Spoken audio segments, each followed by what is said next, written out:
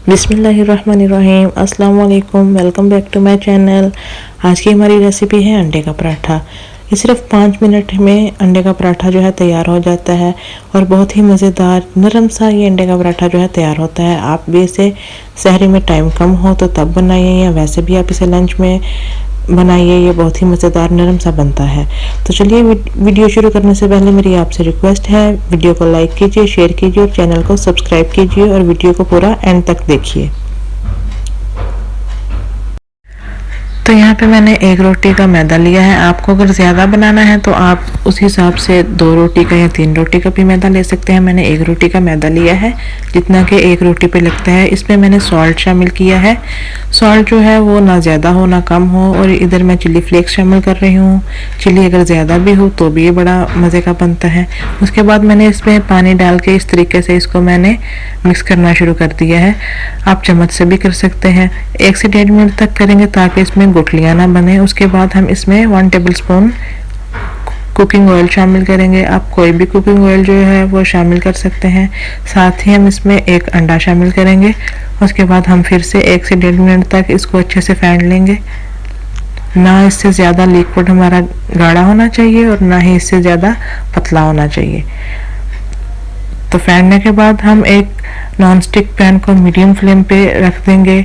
उसमें थोड़ा ऑयल डालेंगे। ऑयल को इस तरीके से पूरे पैन में लगाएंगे, फैला करके पूरे पैन में लगा देंगे। आप जो बर्तन है वो नॉन स्टिक लीजिएगा, नहीं तो ये जो आपका डो है ये चिपक जाएगा। साइडों में भी लगा देंगे। उसके बाद हम एक इस तरीके का चम्मच लेंगे, इस तरीके का, उसमें लिक्विड को डाल के और इस तरीके से पूरे पैन में फैला देंगे। तो ये देखिए मैंने यहाँ पे पूरे पैन में लिक्विड को फैला दिया था। इसकी एक साइड को पकने देंगे, इसको फिर पलटेंगे। तो एक साइड इसकी पक गई थी, मैंने इसको पलट दिया। ये देखिए इस तरह से हिलाएंगे। जब ये नहीं हिलेगा इसका मतलब दूसरी साइड अभी कच्ची है, इसको भी और पकने देंगे। तो यहाँ पे देखिए इस साइड जब ऐसे हिलाने से पराठा हमारा घूमने लग रहा है, मतलब नीचे वाली साइड पक गई है। तो ये देखिए माशाल्लाह से बिल्कुल हमारी नीचे वाली जो साइड थी वो कुक हो गई है। इसी तरह से हम दूसरी साइड को भी पकाएंगे।